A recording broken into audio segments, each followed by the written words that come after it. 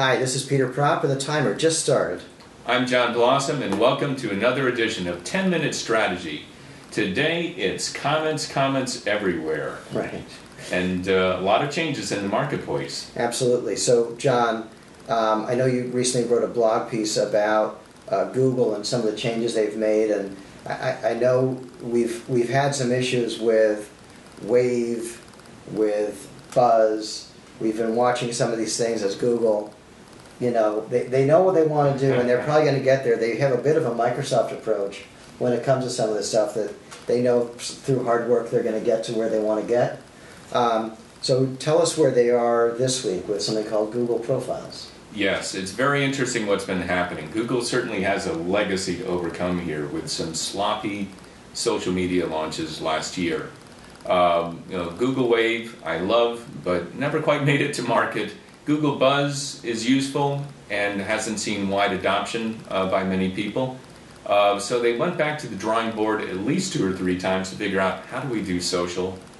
And what they seem to be coming up with revolves around Google Profiles. Mm-hmm. If you're familiar with Google Profiles, it's a profile page. It looks kind of like what you might have now on Facebook or LinkedIn. And is beginning to build out. It used to be kind of rudimentary. Now all of a sudden we're beginning to see some tabs on that have content. You know, we had our main profile information, we had a Google Buzz tab, and all of a sudden, boop, out pops a Picasa tab. So we can start integrating in our photo sharing. And the Google Buzz stuff is more integrated with profiles as well visually. If you're in Buzz and you want to create a page where people can go to your Buzz comments from the web rather than being the Google Buzz itself, that landing page for your Google Buzz content is now a Google Profiles page. Oh, interesting. So that's the tip of the iceberg. But, you know, so they're kind of getting a Facebook-like home. Right. But, you know, as you know, Facebook is not just about going to Facebook. Things are happening with Facebook in comments land. And maybe you can talk about, you know, what's happening with Facebook in comments and how they're reaching out to the web, because that factors back. Well, it's interesting when you look at Facebook and the people that are partnering with Facebook. Obviously, social commerce is a huge space that we don't even want to touch on today. It would take up a whole 10-minute strategy discussion. But Huffington Post and many other media outlets now have Facebook comments and the ability to link in through Facebook Connect into those pages. Post comments that end up in your page, that end up in Huffington Post, and Twitter, by the way, is doing something very similar. It's quite remarkable the way these companies are opening up and being very progressive in the way they partner. And I recently did a project for a company that wants to add some social aspect to their site, and I looked into the agreements, and it literally was to take this bit of code, put in your Facebook page ID, and use this on your page. There was actually, I don't think there were any legal terms whatsoever involved. And I could be wrong about that. I don't think I saw anything. There's a very straightforward approach that says, if you send people to Facebook, that's great. And we don't need to have an agreement between ourselves, because Facebook is, trust us, making plenty of money through the data they're collecting by having a good, general, positive, healthy community. They know that anything that promotes that is good for Facebook. So their approach is really wide open, very true to the spirit of the internet. At the same time, people are always going to eventually reject somebody that tries to control too much of the content. And so Facebook, while pulling people in, I think they know that eventually if they pull too much stuff in, they're going to be sort of punched out. So that's why they're partnering with Huffington Post and other outlets and making it easy to be in and out of Facebook at all times. And it's interesting how they position themselves both as a portal brand and an everywhere brand, you might say. Right. So, you know, Facebook becomes your social credentials to get into to comment on any content anywhere. Right. And so that's a challenge for Google. With Google Profiles, they're beginning to create a little bit of a core there that would be the equivalent of going to Facebook. You go to Google Profiles or whatever envelope gets put around that, and that's kind of like going to your Google Social. But then now they have to come up with a parallel to this distributed strategy. And we're beginning to see, just in the last couple of days, the first pieces of that. They launched a new tool in Google Docs called Discussions. And it's still in the early stages, but Discussions is a comments window that overlays on top of what you're looking at in Google Docs.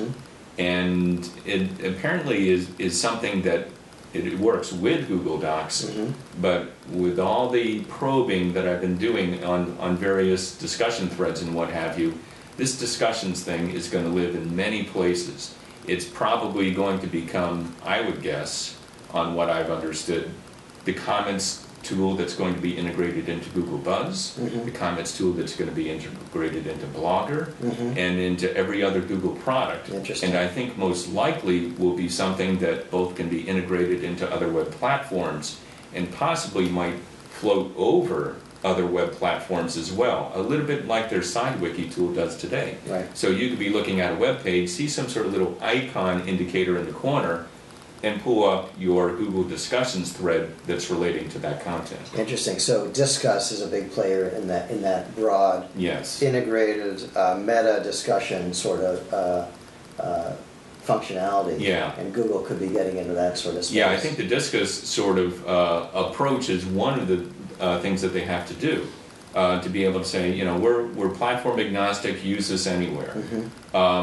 And you might say there's a little bit of a battle, you know, of sorts between services like Discuss and Facebook at this time to be able to get in as many places as possible where people can feel, oh, okay, my credentials are cool, here's my community, I can go comment.